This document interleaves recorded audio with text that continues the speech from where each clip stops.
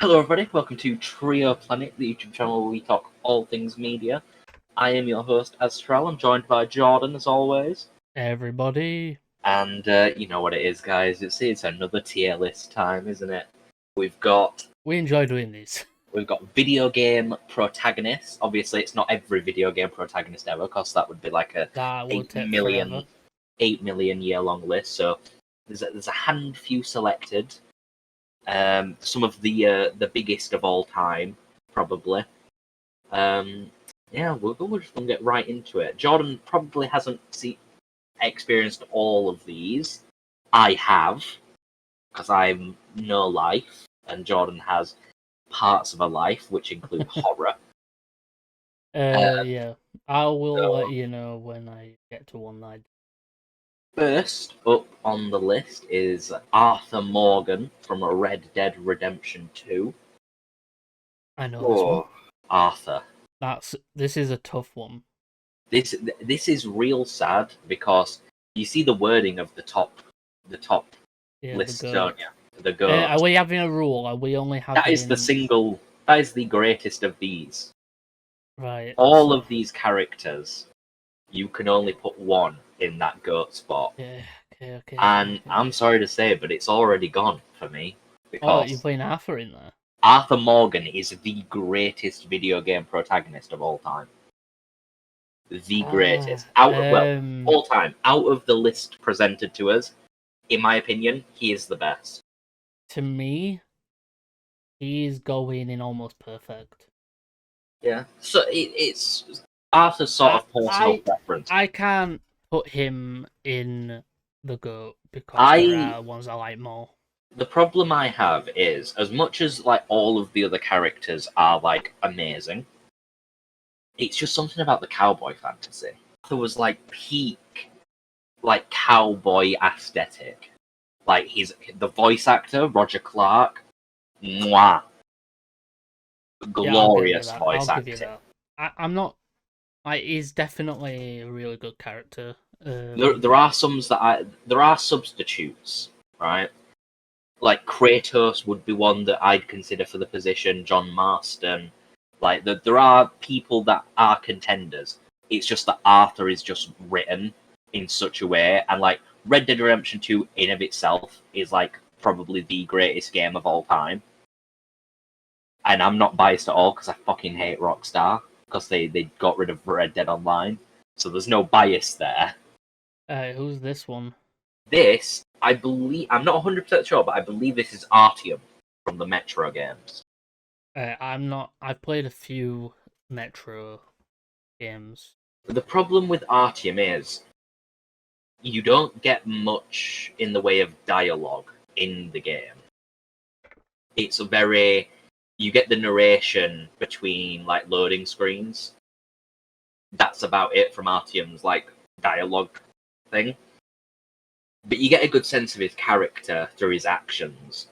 But it sort of uses the Dishonored system of you get either a good or a bad ending depending on how many people you kill. Mm-hmm.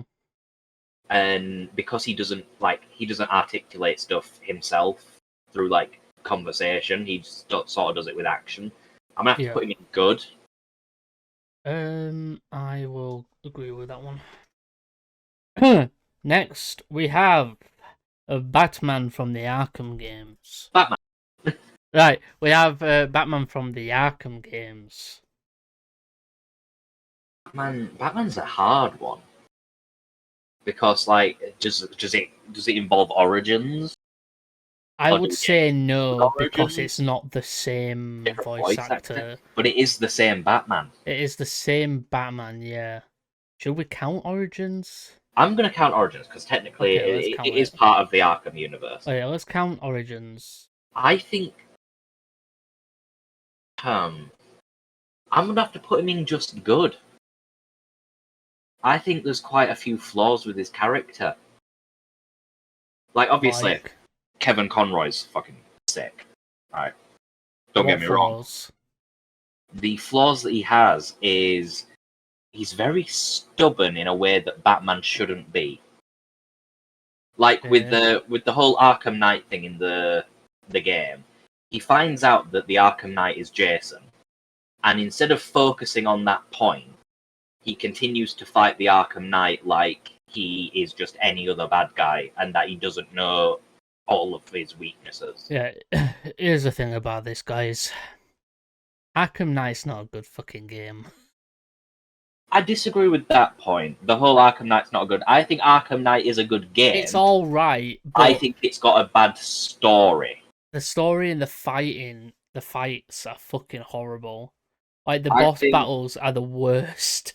The tank stuff, the Batmobile tank stuff, is overused. If this was just Arkham Asylum, an Arkham City version of him, he would be almost perfect. I'm gonna put him in. Overall, he's gonna go in almost perfect. But overall, actually, no, put him in. Yeah, almost perfect. For me, he's not GOAT. Yeah. Next we have. I'm sort of guessing where your goat's gonna go. I think I know. I'm looking at them, and I think I know where your goat's going already. This right, one, Geralt of Rivia. I haven't the, played many game. of the games of The Witcher. It is pretty difficult because you've got book Geralt, and then you've got Netflix Geralt, and then you've got game Geralt. Game Geralt gets an almost perfect score from me. He is an 8 out of 10 protagonist. He is complex. I'm gonna agree. And it's weird because obviously CD Projekt Red gave player choice in the Witcher games, so you can actually make decisions that affect the world, and you can either play Geralt as a heartless, only cares about getting paid monster, basically, who's like haggling his way into like the biggest payday he can, or you can play him like an actual Witcher, where you've got the honor of you are protecting the innocent for a pay, but you haggle to a point that is like not too much that the peasant can't feed themselves, but to a point where you're being paid for the monster you're actually fighting. Yeah, it's a very complex, and the story in like Witcher 2, one of my favorite games of all time. Witcher 3, also one of my favorite games of all time. Geralt's just great overall. Of course, unless he's in the Netflix adaptation, in which case the only reason that one's good is because it's Henry Cavill. Just thought I should mention that for we already know that you're not gonna watch it. the next, you're treating the recent season as the final. Season 3 is the last season. I don't know what everyone's talking about. Who's Liam Hemsworth? This guy's like apparently replacing Henry. I don't know. They cancelled that show. Right. Up next, John Marston from Red Dead Redemption 1. I've played the original. I'm gonna put him in all right. I don't think he's as good as Arthur Morgan. Never been more offended in my life. What? Never before have I been more offended in my life. John Marston in alright is a crime, Jordan. I want you to know that. Don't gonna get so much hate in the comments. I will put him in good. That is acceptable. He's better than Geralt for me. He's the problem. I'm trying to remember the game because it's been that. Not the problem. The best part about John's story and his character is that he's doing everything he does in the first game to protect his family. The government are threatening his family because obviously he used to run with Dutch Van der Linde, and he used to be an outlaw, and he used to rob and murder and kill, and he was a very, very bad person. Everything he does in the first game is to protect his family. To protect Abigail, to protect Jack, to protect Uncle. The tragedy of John's character, and the reason his character is so good, is he doesn't see that the thing he is fighting to protect is the thing that will ultimately lead to his death. Yeah. And the fact that he has the most badass death in any video game, I think. He opens a barn door and walks out to overwhelming number of like lawmen. Like we're talking like 50 lawmen, all aiming guns at him, and he draws his gun and he starts firing, and he is obliterated. That is the definition of a badass cowboy. Yeah, I'm trying to remember. Rockstar basically hit it out the park like twice with their Wild West stories. To the point where I'm surprised that it isn't a bigger gaming genre, because like cowboys are like one of the coolest. Like, Cowboys really do well in film, but in video games they don't really do well for some reason, and I don't get it. It's like gunslinging. Like whenever you play like Red Dead and you do like The only times you get Western games these days is if it's mixed with another genre. Yeah, like we'll talk about one later because it is on this list, but like post-apocalyptic Western is a thing. And there's that new one that came out where it was like you're a vampire killer in the Western times. Sci-fi like, Western. Yeah, like that, where it's mixed with something else, but you don't get straight up Westerns. Even like Cyberpunk can somewhat be considered a Western in the way it's presented. Next, we have the protagonist of the Gears of War games. Marcus. Well, he's not the protagonist in all of them. The recent ones, he's not. He's just a side character in those ones. I'm not gonna lie, I'm not a big fan of Gears of War in general. I love Gears of War. Gears of War was a game that I grew up with, and it's not going in GOAT, but it is going in almost perfect. Oh, this is going to be a bit of a drastic one. I'm tossed up between meh and all right. I'm going to give him all right because the iconic Dom is just too good. Just too good. I grew up with like Halo, See, Gears of War and all those games. I grew up with Captain Price as like my military figure rather than Marcus from Gears of War. In fact, no, mine was Commander Shepard. Yeah, mine was Commander Shepard. I did grow up with Call of Duty, but like I was more into Battlefield than Call of Duty. Mass Effect was my jam. And Mass Effect, I loved Mass Effect. Master Chief. Next we have Master Chief from Halo. I want you to talk about this one. What about you? I think the video game adaptation up to a certain point of Master Chief is almost perfect. Up to a certain point. The recent ones are abysmal. Right. Halo 5 sucked ass. For me, Halo up to Reach is the best. Reach is the greatest Halo game. Reach is the best Halo game. That's probably heresy to some people because it doesn't have Master Chief in it, but that game was fucking goated. Like, yeah. Reach was fucking fantastic, and I had a lot of fun playing online on that game. Like, sandbox and shit like that, playing online was fun for Reach. Then, 5 sucked ass. 5 was absolute dog shite. Like, I don't know why they turned Master Chief into a villain for some reason. Like, bro. The guy who you play as in it is the guy who played Luke Cage in Netflix, and he's hunting down Master Chief because Master Chief wants to save Cortana,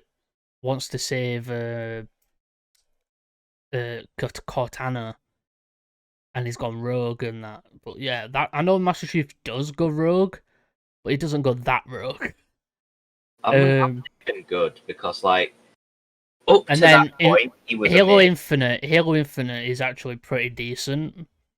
Online's really fun for Halo Infinite, but story-wise for Halo Infinite, it's all right.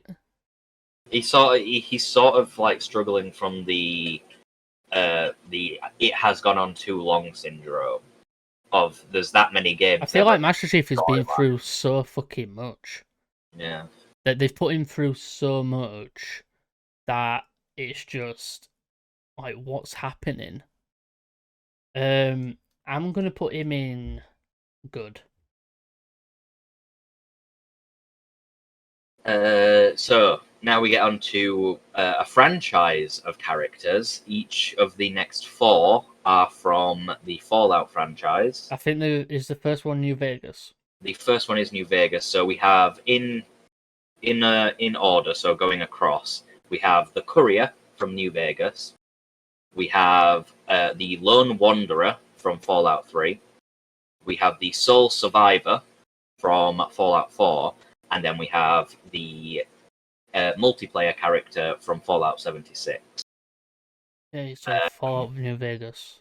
So we're going to be able to see quite a big thing. New Vegas, almost perfect.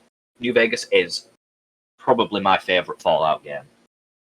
As I'm sure it is for like 97% of Fallout fans. I'm gonna put it in. I think I do have New Vegas. I think I was going on Epic. I'm gonna put it in. Of course, I don't know that much. I'm gonna put it in good. That's fair. Fallout New Vegas is what I was talking about with the Western archetype. It is a very much a post-apocalyptic Western. You get a lot of people talking like, "What you doing around these parts, partner?" Yeah, stuff like that. Fallout 3, the Lone Wanderer, probably the second most famous Fallout protagonist. Not as compelling because the story for that character is they're trying to find their dad after their dad has left the vault that they were never meant to leave, and then they get into this war with a secretive government remnant called the Enclave. The problem with a lot of the Fallout stuff is it's all player choice, and so your character might have been an evil bastard that just murdered everyone and like ate babies, because that is a thing you can do. The Soul Survivor, not Soul Survivor, the Lone Wanderer. Lone Wanderer is good. It's one of those things where it's very much personal. I'm probably gonna get slack for this, but I'm putting 4. I'm putting 4 in, all right. No, that would be probably in the consensus. Fallout 4 was received somewhat. I played Fallout 4, and it was fucking boring. I was bored.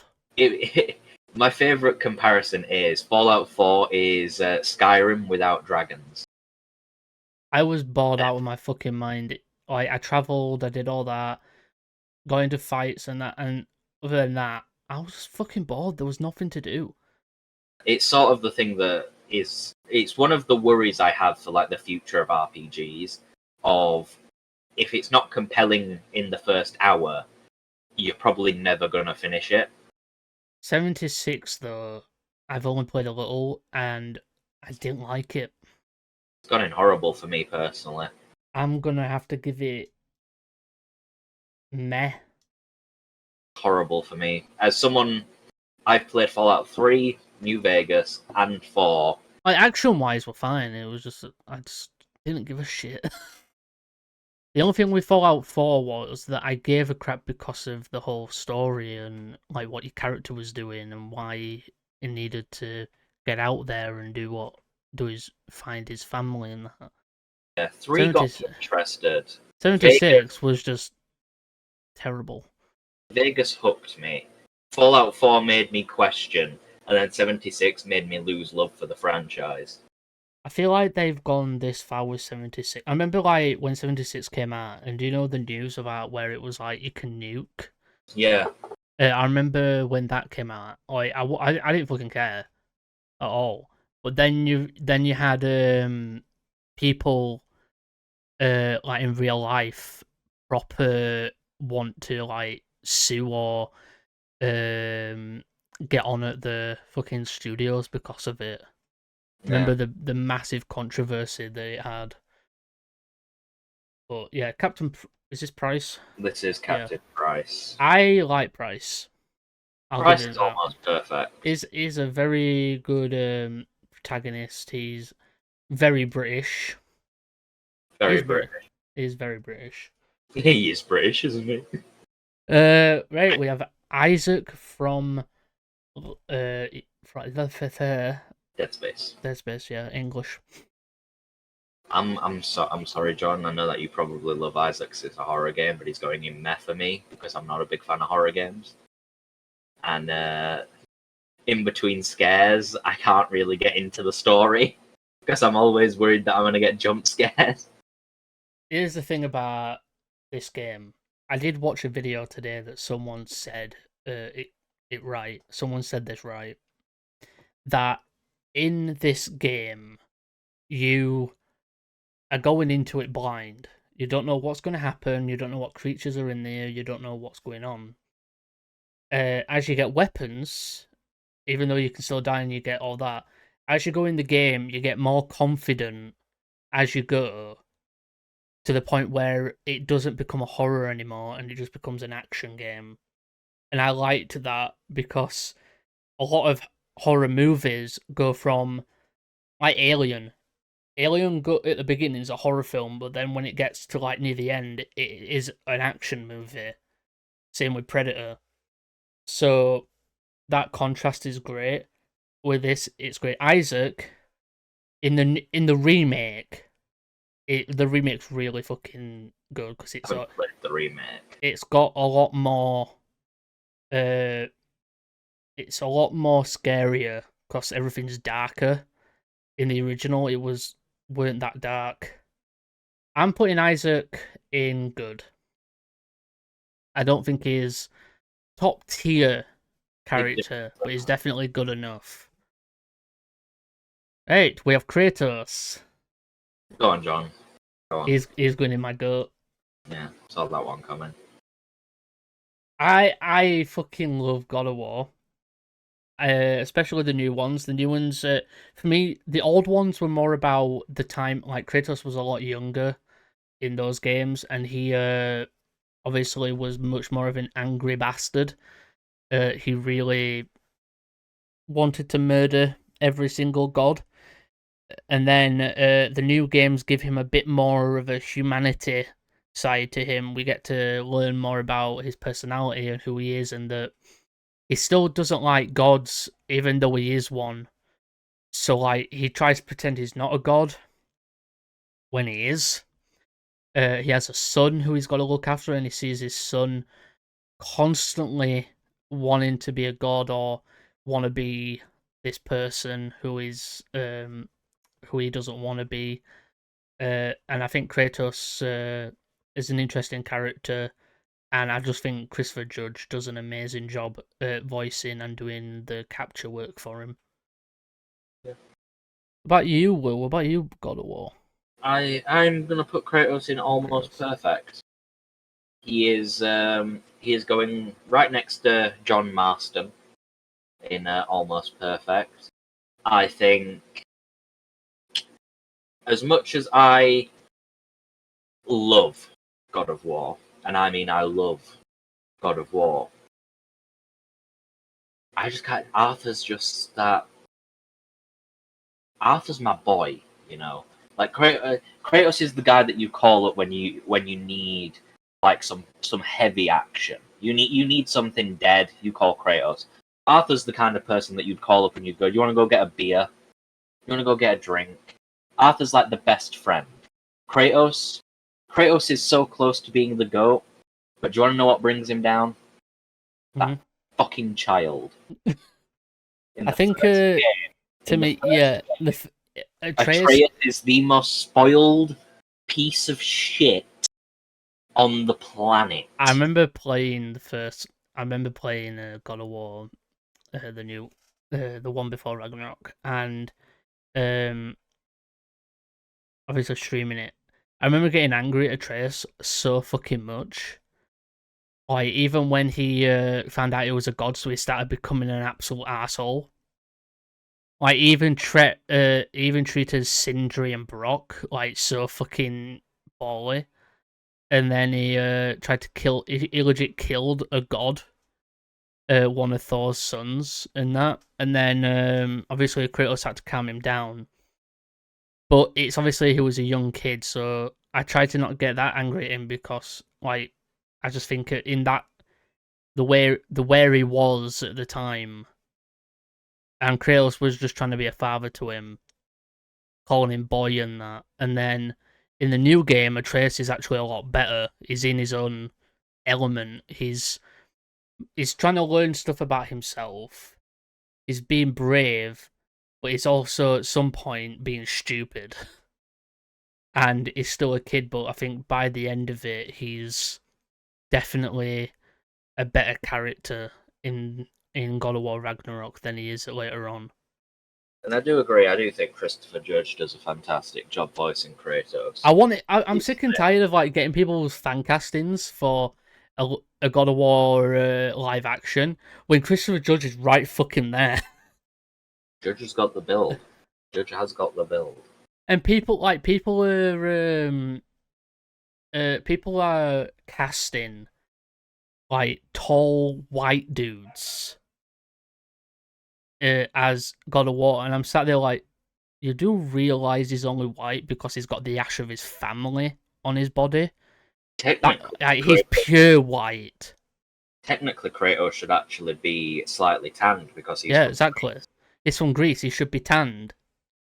But even I saw that. But they're casting family. But they're casting like white guys because of the ash of his family. But Kratos is like, he's white. And you can't Mandalorian. We're not white. You can't. We're not this fucking white. You can't Mandalorian Kratos. Whereas, like with the Mandalorian, you can have someone voice him because you never see his face. With Kratos, you see his face, so you have to have the person who is playing him has to do the voice. Christopher Judge, and no one can hit that boy. Christopher Judge can play Kratos in live action. Easy. I think he grows his beard out. He's actually got a pretty good, decent beard. If he grows it out, if they're gonna go for the new video game look, they probably will.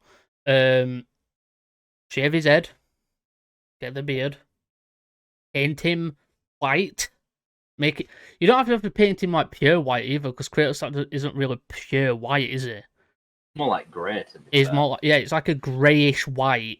It gets dirty and all that as well, bloody and shit. And the red streaks as well. And do that with Christopher Judge, and you've got Kratos. You have Kratos right fucking there.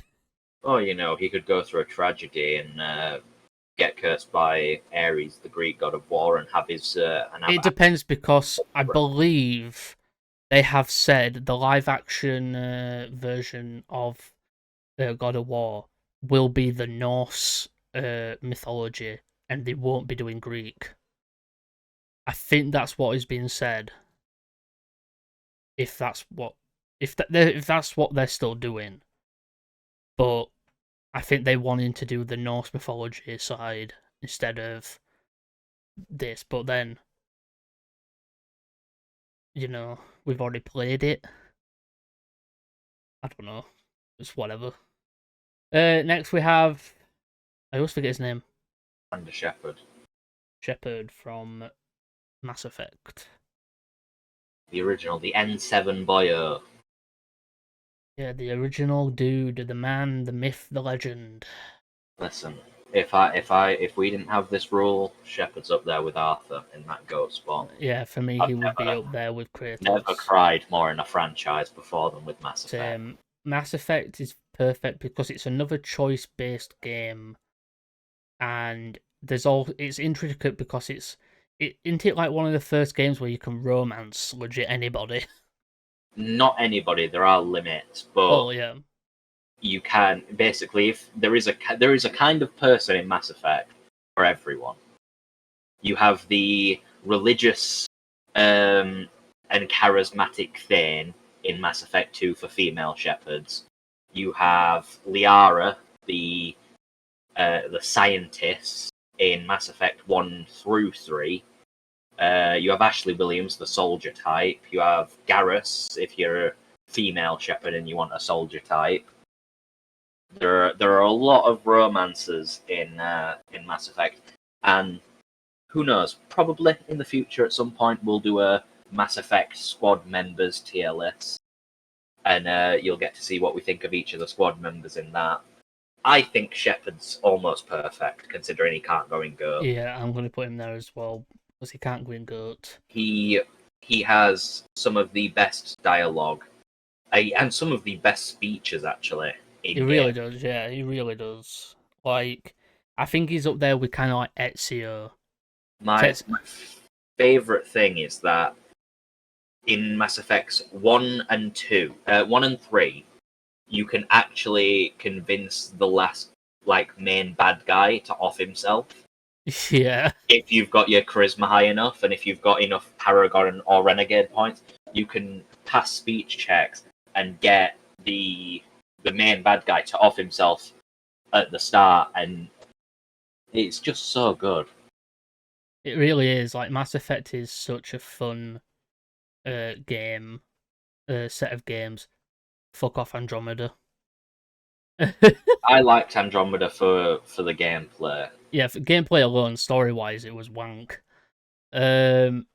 Andromeda is the Halo 5 of Mass Effect. Yeah. But yeah, I like Mass Effect story-wise and like the action. Obviously, some of the stuff like the effects and the way the game looks are outdated a little, but it's still fun. I mean, you got the Legendary remake, Yeah.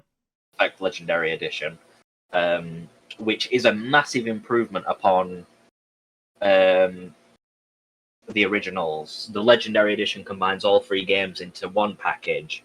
It makes the character transfer seamless, so you can just keep playing the same character through each of the games, with the choices you make actually impacting the story and having an impact. And it's a bit different than most of the others. Like Kratos has got 2 games; he's got a duology. This version of Kratos, anyway. But it just goes to show how good some of the characters are that have got just one game, that have managed to snake high into the Characters with one game, or Kratos, getting rid of Kratos' original games and just having the backstory, fucking fantastic. Yeah, characters with one game seem to steal the show straight away. So there's less chance for them to ruin the character. Yeah. It's why I like a lot of Assassin's Creed characters don't get more than one game. Ezio, I feel like, needed those 3. But other than that, all other characters in Assassin's Creed only needed one. A lot of the ones that have got one game, people have asked for preludes. Well, the news is we are getting a remake of Black Flag. Apparently, we're also getting a remaster. It's either a remaster or a remake of Red Dead Redemption 1. Yeah, I can't wait for Red that. Dead 2 engine. I hope it's a remake, not a remaster. Jordan, if they remake Red Dead 1 in the Red Dead 2 engine, do you know what that means? That means Mexico's been made in the Red Dead 2 engine. Oh. Add it to online. Give me an update, Yeah. please, Rockstar. I'm excited to see what Black Flag has in store. Oh yeah, Black Flag would. Because that's a complete fucking remake.